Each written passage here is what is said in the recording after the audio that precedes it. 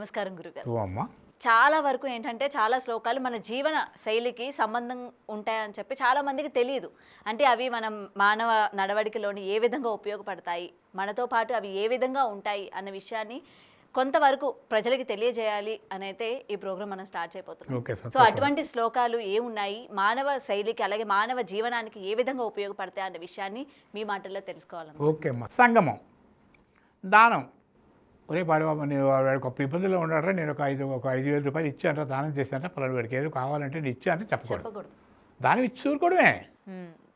కానీ వాళ్ళు అదొక గొప్పగా చెప్పుకుంటూ ఉంటారు కదా, నేను అంత సాయం అని. మానవం అంటే మన శరీరంలో ఎక్కడెక్కడ రుగ్మతలు ఉన్నాయి, ఎక్కడెక్కడ మచ్చలు ఉన్నాయి, ఏ కురుపులు ఉన్నాయి, మనం ఏ ఇబ్బందులు పడుతున్నాము అని చెప్పేసి అనేది మాత్రం అది మానాభిమానం. ఎట్టి పరిస్థితుల్లో కూడా మన రుగ్మతలు చెప్పకూడదు. దానం. మానం అవమానం. అలా వాడు కొట్టాడురా, నేను వాడికి ఎందుకు వీడు కొట్టాడు, అక్కడ అనుభవించి అక్కడ క్లోజ్. అదే కదా దానం. మానవమానస్య నవకోప్యం మనీషిభి. ఈ 9 రహస్యాలు ఎవరైతే చెప్తారో వాళ్ళు సమాజంలోకి బలహీనపడిపోతారు, వాడికి ఎవరు ఆదరించరు అని ధర్మశాస్త్రం చెప్తుంది. ఇప్పుడు ఇవన్నీ నేర్చుకోవడానికి కూడా 3వ శ్లోకం చెప్తాను. ఈ 3వ శ్లోకం అంటే పిల్లల దగ్గర నుంచి కూడా ఎలా నేర్చుకోవాలంటే కాకచ్చేష్ట, బకధ్యానం, శ్వాన నిద్ర తదైవచ, అల్పాహారి, గృహత్యాగి, విద్యార్థి, పంచలక్షణం అంటారు. ఈ 5 లక్షణాలు కలిగిన వాడికి మాత్రమే ఉండేటువంటి సబ్జెక్ట్ వాళ్ళకి అర్థమవుతుంది. కాకచ్చేష్ట, కా కా కా కా కా నడుస్తూనే ఉంటుంది అది. కాకలైతే అంతలా గరిస్తే కానీ అప్పుడు ఆహారం దొరికితే కానీ అది కడుపు నిండా అన్నం తినలేదు, అది మనకు తెలుసు. బకధ్యానం, తటాకం ఉన్నదో ఒక నుయ్యి ఉందో, ఒక చిన్న చెరువు నీళ్లు ఉన్నాయని చెప్పి ఆ చేప ఎప్పుడు వస్తుందో అని అలాగా ఉదయం నుంచి సాయంకాలం నడవడం ఉండిపోతుంది అది కొంగ. ఎప్పుడైతే వస్తుందో పట్టుకుంటుంది. భగధ్యానం. అంత నిరీక్షణ దానికి అవసరం ఆహారం దొరికే వరకు. కాబట్టి భగధ్యానం. శ్వాన నిద్ర. కుక్కలు సారిగా నిద్రపోవు. ఒక్క క్షణం ఇలా కళ్ళు మూసిందంటే దాని నిద్ర తీరిపోతుంది. అది మనం గమనించే ఉంటాం. దానికి ఎప్పుడైనా అలసటగా ఉన్నట్టయితే 2 సెకండ్లు ఇలా కళ్ళు మూస్తుంది, మళ్ళీ లేచిపోయి తన కార్యక్రమాల్లో వెళ్ళిపోతుంది, ఉత్సాహంగా అయిపోతుంది. 2 నిమిషాలు చాలు దానికి, అలసట తీరిపోతుంది. శ్వాన నిద్ర తదైవచ. అల్పాహారి. ఎప్పుడైతే విద్య నేర్చుకున్నవాడో వాడికి ఎక్కువగా తినకూడదు, కొంచెం మితంగా ఆహారం తీసుకోవాలి. గృహత్యాగి. ఇంట్లో ఉండకూడదు, బయటికి పోవాలి. బయటికి పోయి ఏ చెట్టు కిందకు ఏకాగ్రతగా కూర్చొని ఎవరు లేని డిస్టర్బెన్స్ చదువుకుంటే ఆ చదువుకున్న సబ్జెక్ట్ వాళ్ళకి ఉంటుంది. విద్యార్థి, పంచలక్షణం. విద్య అర్థి. ఎవరైతే ఏ విద్యను అనేది కోరుకుంటున్నారో ఆ విద్యకు అర్థించిన వాడు కావాలనుకున్నప్పుడు ఈ 5 లక్షణాలు కలిగి ఉండాలి సుమా అని చెప్పేటువంటి మంచి శ్లోకం. ఈ ప్రకారంగా ఇలా చాలా ఉన్నాయి. ఇంకా మరొకటి చెప్తాను. మనిషి ధర్మం గురించి చెప్తే ఒక బిచ్చగాడు చిన్నది ఉదాహరణ పెట్టకదల్లాగే ఉంటాయి, కానీ శ్లోకాలు చెప్పడానికి మాత్రం ఇవి అన్వయిస్తాయి అంతే. అది వెళ్ళిపోతున్నాడు యాచకుడు. వెళ్ళిపోతున్నప్పుడు ద్వారమటన్ భిక్షు శిక్షత్యేవం నయాచితే అదత్వా మాదృశో మాబూహు దత్వా త్వం త్వాదృశో భవ అని ఒక శ్లోకం ఉంది. ఒక ఆయనేమో ఇంటి దగ్గర కూర్చొని ఆ కాలు తీసి గోడ మీద పెట్టుకొని కుర్చీలో విలాసంగా కూర్చొని మంచినీళ్ళు తాగుతున్నాడు. అటు వచ్చాడు బిచ్చగాడు. పోవయ్యా అన్నాడు. నేను నీ దగ్గర పిచ్చానికి రాలేదండి. ద్వారమటని భిక్షు, ఇంటింటికి తిరిగే పిచ్చగాడు శిక్షతి ఏమో నా యాచితే, వాడు యాచించడానికి రాలేదు, వాడు నీకు శిక్షిస్తున్నానన్నాడు. నాకేమిటి శిక్షిస్తామన్నాడు. అదత్వ. ఎవరికి ఏది ఇవ్వకుండా మాదృశో నాలాగా మాబూహు మరో జన్మలో నువ్వు అవ్వకు. దత్వ త్వం త్వాదృశో భవ. ఎవరికైతే పూజలు నువ్వు పెట్టి పుట్టావో ఇప్పుడు కుర్చీలో కూర్చొని కాలు గోడవే పెట్టుకుని హాయిగా తిరగలుగుతున్నావు.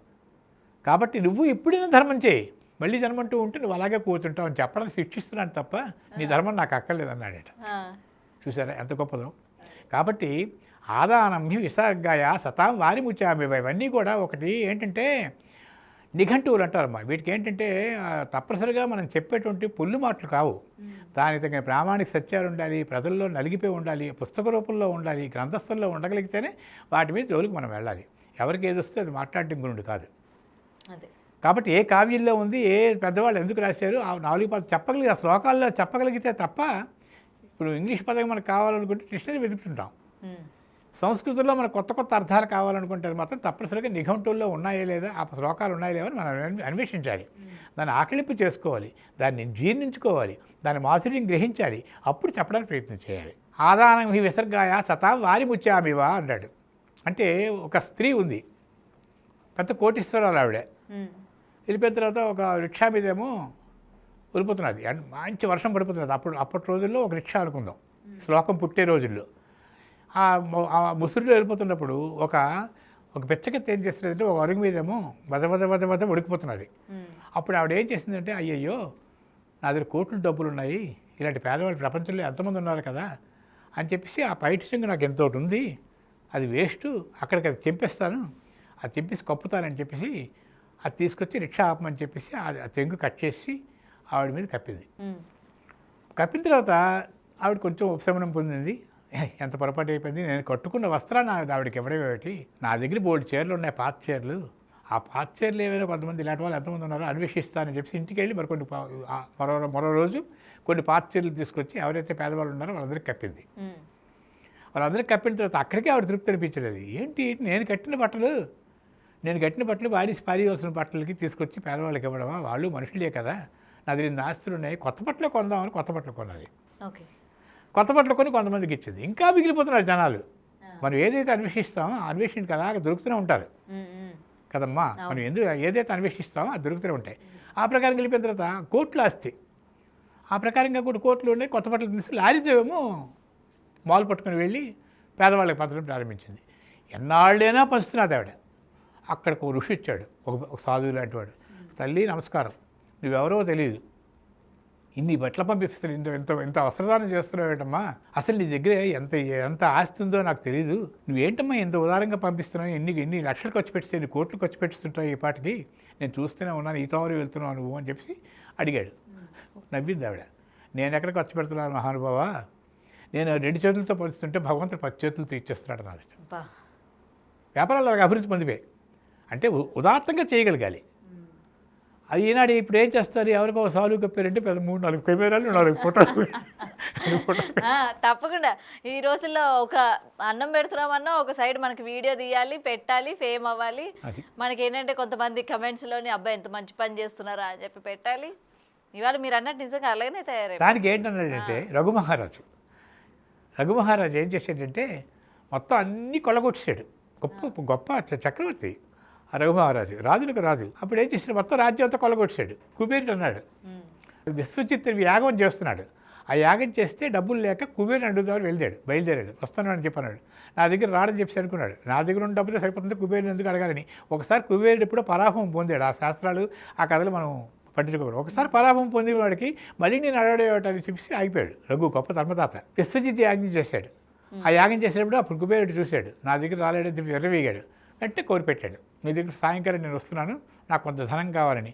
అయ్యే బాబు అయింది, నా దగ్గరికి వస్తే నేను తట్టుకోలేని చెప్పి రఘు దగ్గరికి వచ్చి ఆ ధనాన్ని ఇచ్చాడు కుబేరుడు. ఇచ్చేసాడు, అయిపోయింది. విశ్వజిత్ పెద్ద యాగం చేశాడు. దానికి కొన్ని లక్షల కోట్లు మన తాలూకా భాషలో వచ్చేసాయి ఆయనకి. అప్పుడు ఏం చేశాడు, అంతమంది తన రాజ్యంలో ఉన్న వాళ్ళందరికీ కూడా ఎక్కడెక్కడ ఉన్న వాళ్ళందరికీ సమానంగా పంచేశాడు. మొత్తం ఆ వచ్చిన డబ్బంతా పంచేసిన తర్వాత ఒక మృణ్మయ పాత్ర, మట్టి పాత్ర తీసుకుని ఆ మట్టి పాత్రతోనేమో భిక్షాటన చేసుకుంటూ నాకు ఇంత అన్నం చాలని చెప్పేసి ఆ ప్రకారంగా కూడా మహాచక్రవర్తి అయినా సరే నేను 40 రోజుల పాటు అందరి దగ్గర కూడా అన్నాన్ని తింటానన్నాడు.